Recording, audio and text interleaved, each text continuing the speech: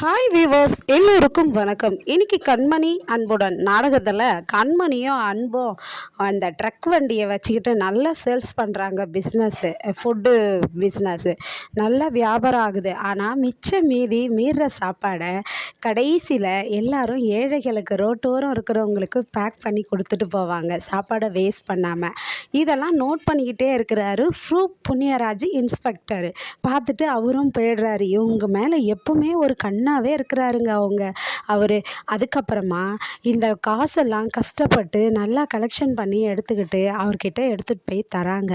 இந்தாங்க sir, fine கட்டணும்னு நீங்களே, அதுக்காக தான் எங்களுக்கு ரெஸ்டாரண்ட்டை சீக்கிரமாக திறந்தால் நல்லாயிருக்கும் சார் அப்படின்றாங்க. பரவாயில்ல கண்மணி, நீயும் அன்பும் ரொம்ப உழைக்கிறீங்க, நான் அதை கண்கூடாராக பார்க்குறேன்.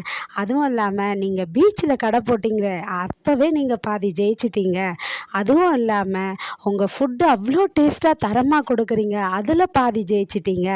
அதுவும் இல்லாமல் மீந்த சாப்பாடை எல்லாருக்கும் உதவி பண்ணுறீங்களே, அதை முக்கால்வாசி ஜெயிச்சிட்டீங்க. சீக்கிரமாக உங்களுடைய ரெஸ்டாரண்ட்டு ஓப்பன் பண்ணுற மாதிரி நான் ஹெல்ப் பண்ணுறேன், அந்த காசை கொடுங்க அப்படின்னு சொல்லி கேட்குறாரு. என்னது, காசை கொடுக்கணுமா அப்படின்னு ரெண்டு பேரும் பயப்படுறாங்க. சார், நீங்கள் ஃபைன் தானே கட்டணும் நீங்கள் அப்படின்னு கண்மணி கேட்குறாங்க. ஃபைன் கட்டணுன்னா நான் எடுத்துகிட்டு போயிட்டு நான் கட்டிடுறேன், நீங்கள் என்னை நம்ப மாட்டிங்களா? நான் தான் போலீஸ்காரன், நான் தான் உங்களை சந்தேகப்படணும், நீங்கள் என்ன சந்தேகப்படுறீங்கன்றாரு. அப்படிலாம் இல்லை சார்ன்னு சொல்லிட்டு அவர்கிட்ட ஃபைன் காசை கொடுத்துட்டு வராங்க கண்மணியும் அன்பும்.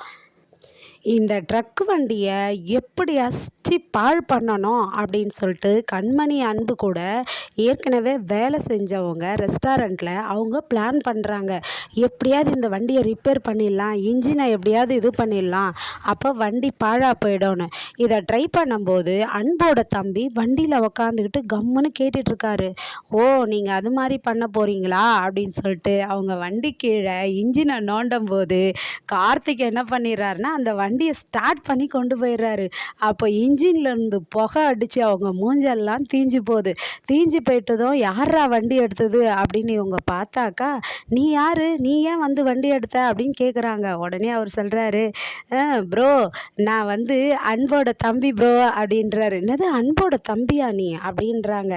ஆமாம், நான் ஏதோ வண்டியை ஓட்டி பார்க்கலான்னு எடுத்தேன், நீங்கள் கீழே இருந்தது எனக்கு தெரியாதே அப்படின்னு சொல்லி சமாளிக்கிறாரு.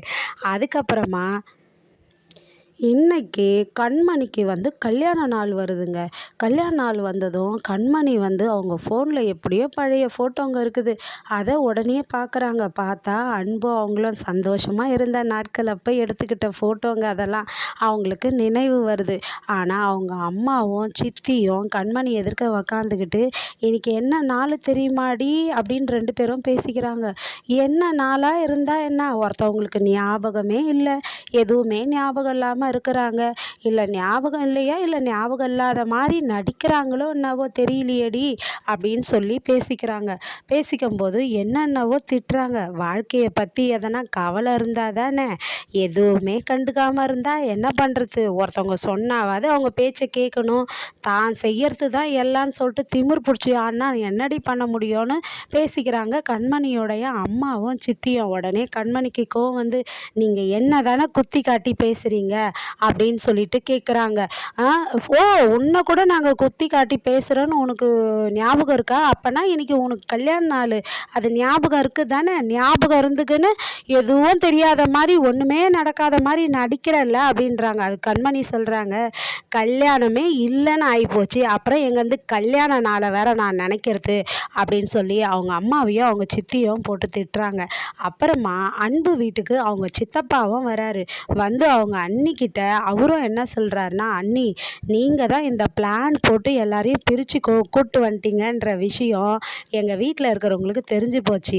அந்த வீட்டில் இருக்கிறவங்க சாதாரண ஆள் கிடையாது அண்ணி, அவங்க ரெண்டு பேரும் சரியான வில்லி அப்படின்றாங்க. அதனால தான் உங்கள் பிளானை கண்டுபிடிச்சிட்டாங்க.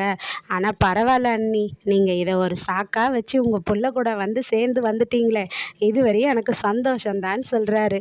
அப்படியே சிவகாமி யோசிக்கிறாங்கங்க. இன்னைக்கு இந்த கதையை இந்த இடத்துல முடிச்சிருக்காங்க. மீண்டும் தொடர ஆர்வமுடன் காத்திருப்போம். நன்றி, பாய்.